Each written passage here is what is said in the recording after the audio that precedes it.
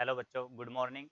तो आज हम पढ़ रहे हैं 10वीं क्लास का एसएसटी का पहला चैप्टर इतिहास का भारत यूरोप में राष्ट्रवाद।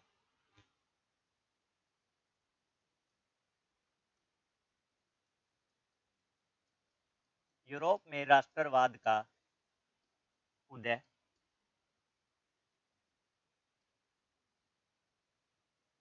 यूरोप में राष्ट्रवाद का उदय किस तरह हुआ, क्या कारण थे, क्यों था, कैसे था।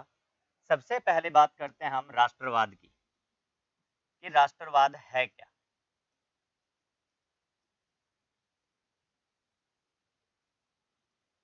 राष्ट्रवाद होता क्या है, राष्ट्रवाद का मतलब क्या है। राष्ट्रवाद का मतलब होता है अपने देश के प्रति प्रेम की भावना रखना। किसकी भावना रखना? प्रेम की भावना रखना।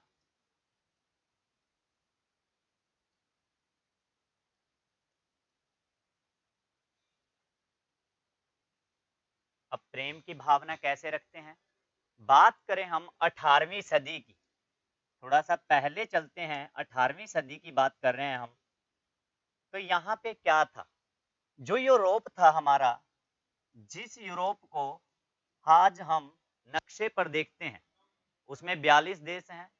अब जैसे आज 42 देश हैं, 18वीं सदी में ऐसे कोई 42 देश है ही नहीं थे। 42 देश स्वतंत्र राष्ट्र देश नहीं थे।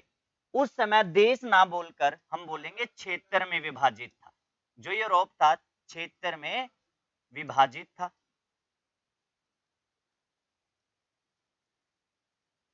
अब क्षेत्र में विभाजित था, किस तरह के क्षेत्र में विभाजित था, थोड़ा ये देखेंगे।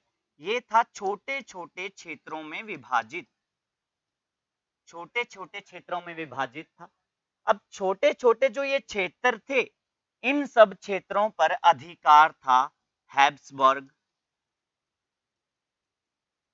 प्रशा, ऑस्ट्रिया, ओटोमन, ओटोमन राज्य। जो ये राज्य थे, इन्होंने यूरोप को अपने अधीन कर रखा था। अब अधीन कर रखा था तो सीधी सी बात है, सिंपल सी बात है, जब किसी एक क्षेत्र का किसी दूसरे क्षेत्र पर अधिकार होता है तो वो मानता है कि हाँ, इस क्षेत्र में जो हम करेंगे वही सही होगा। तो ऐसा ही मानकर चल रहा था हैब्सबर्ग क्षेत्र, पर्शा क्षेत्र और ऑस्ट्रिया और ओटोमन। तो इन्होंने क्या किया, जो बाकी क्षेत्र थे, छोटे छोटे जो क्षेत्र थे, उदाहरण के लिए इटली, जर्मन, पोलैंड और इसके साथ साथ ही पुर्तगाल, जो ये छोटे छोटे क्षेत्र थे, इन सब पे कब्जा करके हुए बैठा हुआ था। अब इन्होंने क्या किया, यहां पर तानाशाही करना शुरू किया। अब तानाशाही करेंगे तो सिंपल सी बात है, सीधी सी बात है, सीधे सीधे शब्दों शब्दों में समझा जाए तो कि जब तानाशाही होगी तो वहां के जो आम लोग होंगे, आम जनता होगी, तो वो सब परेशान हो जाएंगे, दुखी हो जाएंगे। और इन्होंने भी ऐसे ही किया, क्योंकि इन्होंने क्या कर रखा था, जो यहाँ के राजा थे, जो यहाँ के मंत्री थे, उनके पास तो सभी अधिकार थे, इनके पास सभी अधिकार थे, पर जो आम जनता थी, इनको कुछ करने की अनुमति है ही नहीं थी कि ये अपनी मर्जी से कोई काम नहीं कर सकते, अपनी मर्जी से कोई इनके पास नियम नहीं है। तो अब हुआ क्या कि जब ये ऐसी बातें हुई तो वहां के लोग जो थे, जो वहां के लोग थे, इनके मन में इस शासन के प्रति,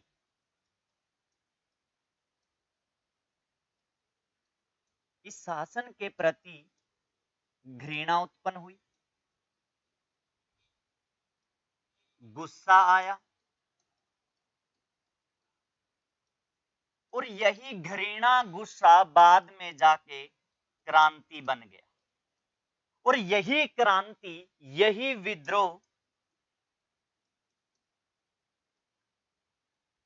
राष्ट्रवाद बना, राष्ट्रवाद का निर्माण लिया।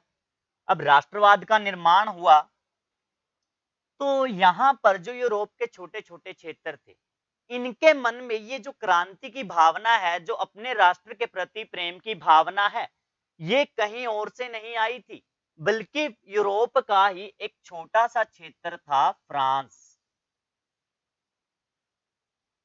फ्रांस में क्रांति हुई 1789 में। देखो बेटा, सिंपल सी सीधी सी बात है, अगर यूरोप में राष्ट्रवाद समझना है तो आपको फ्रांस की क्रांति के बारे में पता होना चाहिए, जो आप 9th क्लास में पढ़ चुके हो। अगर आपको फ्रांस की क्रांति का पता ही नहीं होगा तो पूरा यूरोप में राष्ट्रवाद समझ नहीं आएगा, और अगर यूरोप में राष्ट्रवाद समझ नहीं आया तो भारत में राष्ट्रवाद की कल्पना ही मत करना कि वो समझ आ जाएगा। तो इसलिए आपको फ्रांस की क्रांति के बारे में पता होना चाहिए। अब फ्रांस की क्रांति क्यों हुई, कैसे हुई? फ्रांस की क्रांति हुई सन 1789 में, और उस समय यहाँ का राजा था लुई 16वां। लुई 16वां यहाँ का राजा था, तानाशाही प्रवृत्ति का राजा था। तानाशाही प्रवृत्ति का राजा था। अब इसने अपने अधिकार बनाए हुए थे खुद के लिए, नियम बनाए हुए थे। ये अधिकार, ये जो नियम थे, वो सिर्फ इसी के लिए बनाए थे इसने। अब ये क्या करता था? लोगों से कर वसूलता था, लोगों से कर वसूलने का काम करता था। यहां तक ठीक था कि कर वसूल रहा है, चलो, पर यहां पर ये अत्याचारी राजा था, बहुत सारे अत्याचार करता था। अब इसने क्या किया कि जो फ्रांस क्षेत्र था, फ्रांस जो देश था, इसको ही क्या किया इसने,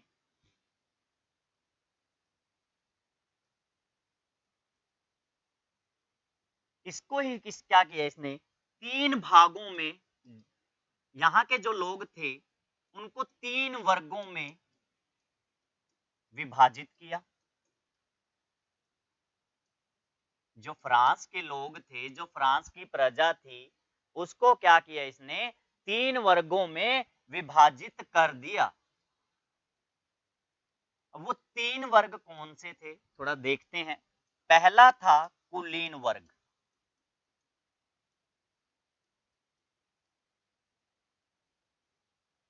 दूसरा इसने बताया पादरी वर्ग,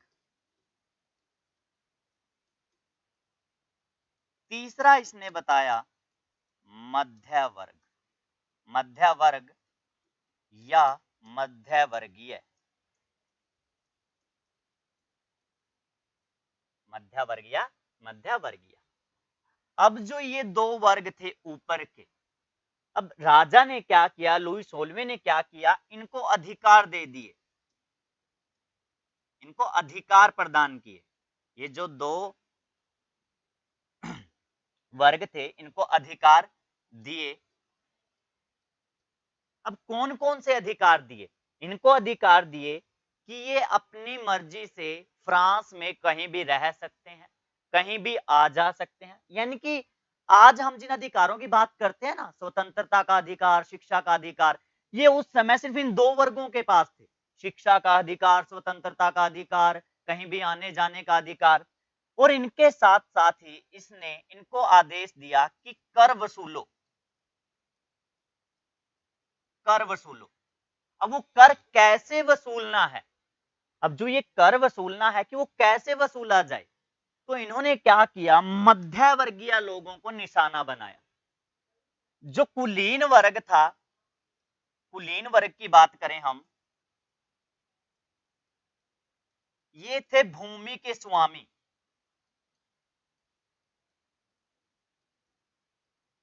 बहुत सारी भूमियां होती थी इनकी, शहरों में होती थी, गांव में होती थी, बड़ी बड़ी हवेलियां होती थी, बहुत सारी जमीन जिस पर खेती होती थी।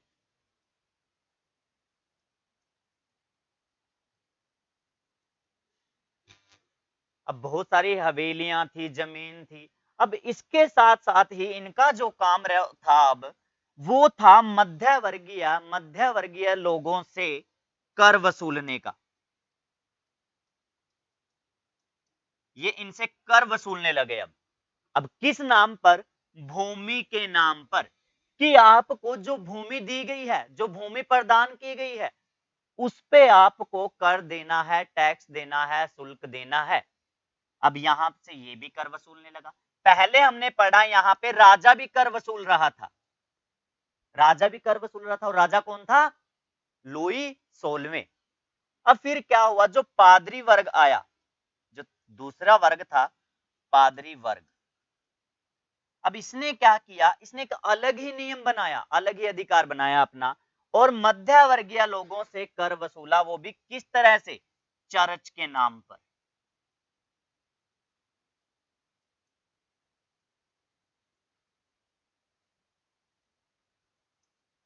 चर्च के नाम पर कर वसूलते थे, और इन्होंने भी निशाना बनाया मध्य वर्गीय लोगों को। अब ये मध्य वर्गीय लोग जो थे अब बहुत परेशान हो गए, परेशान तो होंगे ही, क्योंकि यहां पर इनको 3 जगह कर देना पड़ा। पहला राजा को कर दिया जा रहा था, दूसरा कुलीन वर्ग कर वसूल रहा है, अब तीसरा जो था वो पादरी वर्ग इनसे कर वसूल रहा था।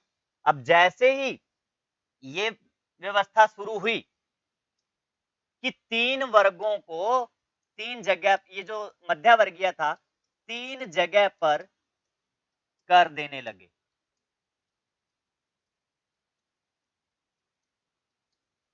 अब कर देने लगे तो इनकी जो आर्थिक व्यवस्था थी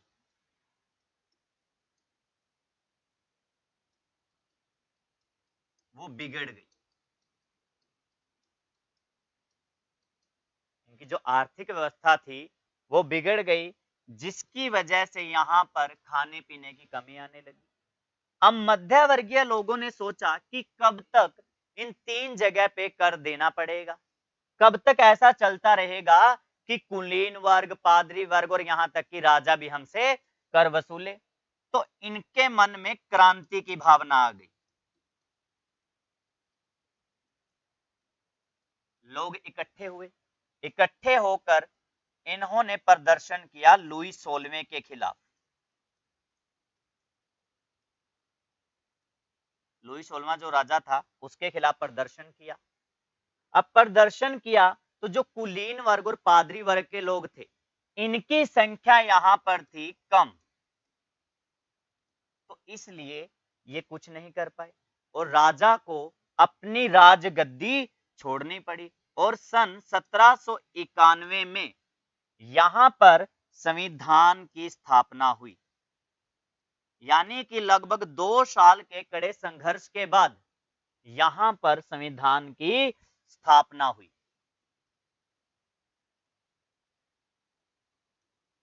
अब जो ये संविधान की स्थापना हुई, इससे जो मध्य वर्ग के लोग थे,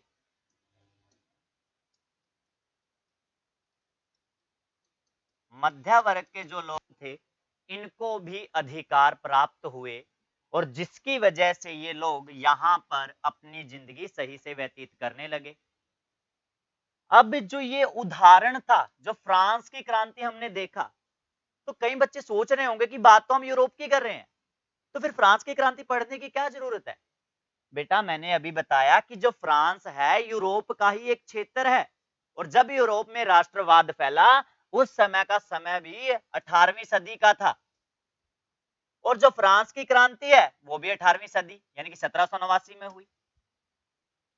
अब जो ये उदाहरण हमने लिया, तो बाकी जो यूरोप के अलग क्षेत्र थे फ्रांस के अलावा, इटली, जर्मन, पुर्तगाल या फिर पोलैंड की बात करें, रूस की बात करें, तो इन्होंने भी सोचा कि एक छोटा सा क्षेत्र, एक छोटा सा जो क्षेत्र है अपने ही राजा के खिलाफ अपने अधिकारों की मांग कर रहा है, और अपने राजा के खिलाफ सक्सेसफुल भी होता है, सफल भी होता है। और ऐसी क्रांति में वो जब सफल हुए, इनको अधिकारों की प्राप्ति हुई।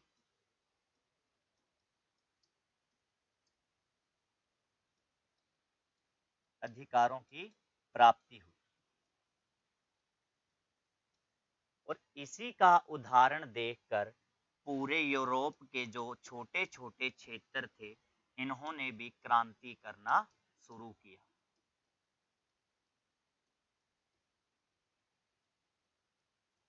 क्योंकि इनका मानना था कि जब एक छोटा सा क्षेत्र अपने राजा के खिलाफ बगावत करके अपने अधिकारों की प्राप्ति कर सकता है, तो हमारा क्षेत्रफल भी इस फ्रांस के कंपैरिजन की तुलना में काफी बड़ा है और जनसंख्या भी ज्यादा है और यहाँ पे शासन व्यवस्था इतनी ज्यादा बुरी भी नहीं है, तो इसलिए यहाँ पर संविधान की स्थापना हो सकती है।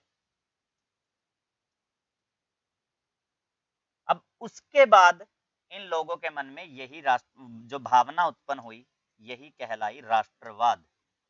यही जो भावना थी इनके मन में, वही राष्ट्रवाद कहलाई। अब यहां पर आप फर्स्ट पेज पे ही इतिहास में एक तस्वीर देखते हैं जिसमें फ्रेडरिक सारियू बताता है कि जो यूरोप के लोग हैं एक ऐसे समाज की कल्पना कर रहे हैं जहां पर, वहां पे तस्वीर में आप जैसे देखते हो, कुछ ऊपर देवी देवता बने हुए हैं, नीचे बहुत सारे देशों के तिरंगे हैं, एक वहां पे महिला है जिसके हाथ में मशाल है और एक दस्तावेज है, और कुछ जो लोग हैं वहां पे प्यार प्रेम से रह रहे हैं। तो यही जो प्यार प्रेम की भावना है वही राष्ट्रवाद है। और ये जो समाज था, जो ये फ्रेडरिक सारियो ने बनाया था, जो ये तस्वीर थी वो बनाई थी फ्रेडरिक सारियो ने 1848 में। और ये फ्रांस का कलाकार था, चित्रकार था। इसने ही कल्पनादर्श समाज को बनाया। कल्पनादर्श का मतलब होता है एक ऐसे समाज की कल्पना करना जिसका पूरा होना बहुत ही मुश्किल हो, असंभव हो।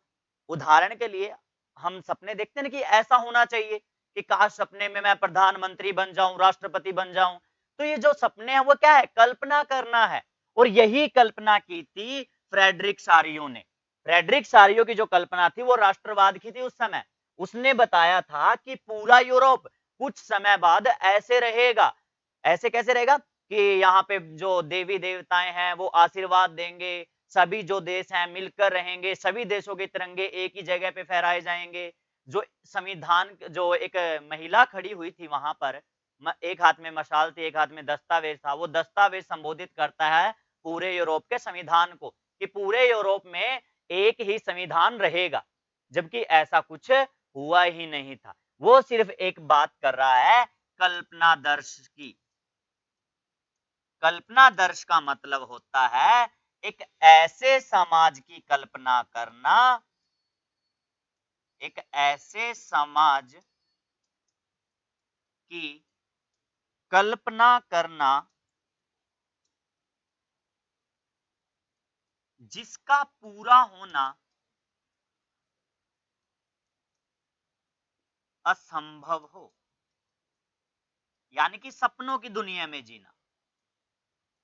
और ये जो फ्रेडरिक सारियो था वो सिर्फ सपनों की दुनिया में ही उस समय जी रहा था। तो ऐसा कुछ हुआ ही नहीं। फिर यहीं पर यूरोप में फैला हुआ था निरंकुशवाद। निरंकुशवाद का मतलब होता है एक ऐसी शासन प्रणाली, एक ऐसी शासन व्यवस्था जिसमें किसी प्रकार का कोई अंकुश न हो। और यही क्या कहलाता है? निरंकुशवाद। अब निरंकुशवाद फैला हुआ था, तानाशाही फैली हुई थी, तो ये जो कल्पना दर समाज था वहां पे सिर्फ एक कल्पना ही थी। उसके बाद जो आपका नेक्स्ट टॉपिक रहेगा इस चैप्टर में वो है राष्ट्रवाद की अभिव्यक्ति। फ्रांस से उन्होंने उदाहरण लिया राष्ट्रवाद की अभिव्यक्ति, जो मैंने आपको समझा दिया है। उसके बाद यहां पर शुरुआत होती है नेपोलियन की। लेक्चर लग गया?